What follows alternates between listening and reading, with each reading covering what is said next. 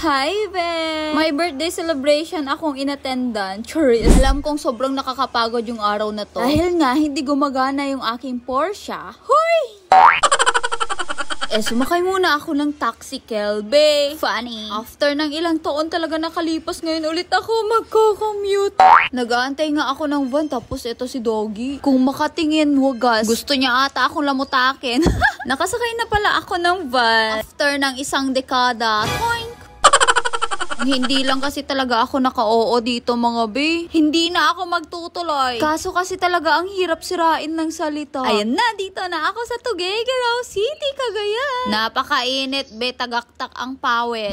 Kaya talaga dinala ko itong aking minifan. Gutom na ako be. Yung a-attendan kong birthday party ako na lang inaantay. Chares. Napakadaming ang balon, oy. Akala ko birthday party pero bakit ang dami nagsusulatan ng pangalan?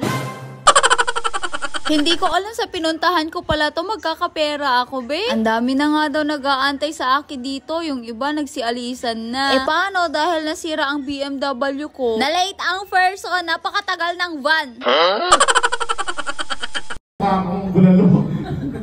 Okay, so anyway, binabalik ko po yung mga attendees ko ngayon. Okay? Although... Eto na at nagsisimula na. Magtatanong na siya kung sino ang mga tambay.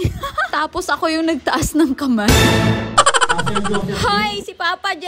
Charot. So, totoo na to mga be. Eto pala yung inattendan ko. This is the Ascendra International. Napaka-baby kasi ng company na to. Kaya talagang dinaluhan ko na be. Sa mga ganitong pagkakataon kasi, kailangan mauna ka na. Huwag papahuli sa blessings gaya nga ng sinasabi niya. At lahat ng nakangiti ay nasasalo ang blessing. Kaya naman talaga pagkarating ko dito, puno yung ngiti ko. Masasalo ko lahat to ng blessings, be. Okay, kaya dun sa mga tao nakasimangot. Mga taong nakasimangot dyan, wala kang blessings na makukuha. Kaya kahit walang nakakatawa, ngumingiti pa rin ako. Ha? Magandahan nito, itong company ko is baby. Ang tawag dito is pre-pioneering. Nag-uumpisa pala itong company ito. Okay, kung nakarinig na kayo ng mga sinasabi nila, yung iba, wala pang idea. Wala pa naman. Okay, mamaya bibigyan ko kayo ng idea kung paano ba.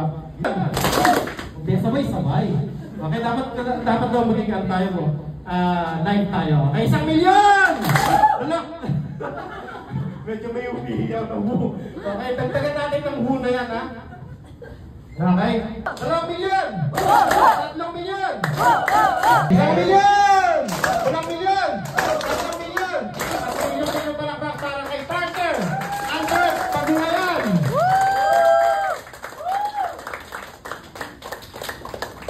Palapanan po natin si Upline Richard Crotan. Alam niyo po ba may science ang pagpalakpak? The more daw na pumapalakpak ka, the more na nakapag-create ka ng positive energy. Yes! At ang positive energy na yan, ang tawag dyan ay swerte. Oh. Ang tanong, gusto niyo po bang swerte? Yes! Palapanan po natin. Upline Richard Crotan. Gwapo ba siya? Gwapo? Yes! Ba't parang lalaki yung sumagot na malakas? Gwapo, di ba? Yes! Pero mas gwapo ba ako? Yes! Joke lang. Ito na, nag-uumpisa na talaga, be. Maganda talaga to sa mga tambay na kagaya ko. Actually, sa mga may trabaho din na kulang yung sahod. Yung tipong papatanggap pa lang tayo ng sahod, pero nakaabang na yung kuryente, yung tubig, tapos dagdag mo pa yung nahiram kay kumare, kay kumpare. Negative na naman, tapos yung next na sahod, nakaabang na naman. So, wala nang natitira talaga. Sa mga tambay naman na gaya ko, walang pangkain. Charot!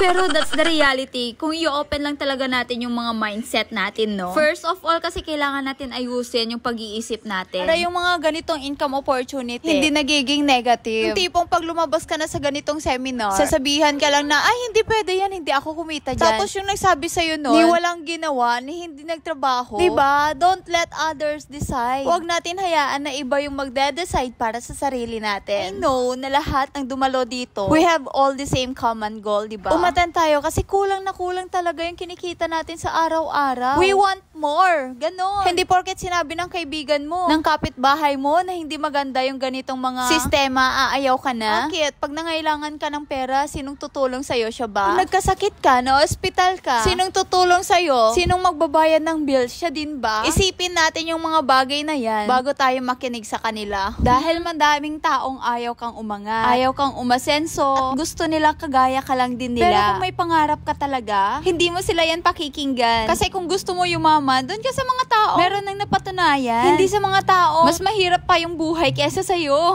Diba? Para ka nang nagtanong sa isang mahirap kung paano maging mayaman. Don't take advices from the people na hindi naman talaga nila pinoportray kung ano yung maging gusto mo. Diba? Paano ka makikinig sa isang mahirap kung paano maging mayaman? Ganun lang yun. Siya nga mismo, hindi niya mapayaman yung sarili niya.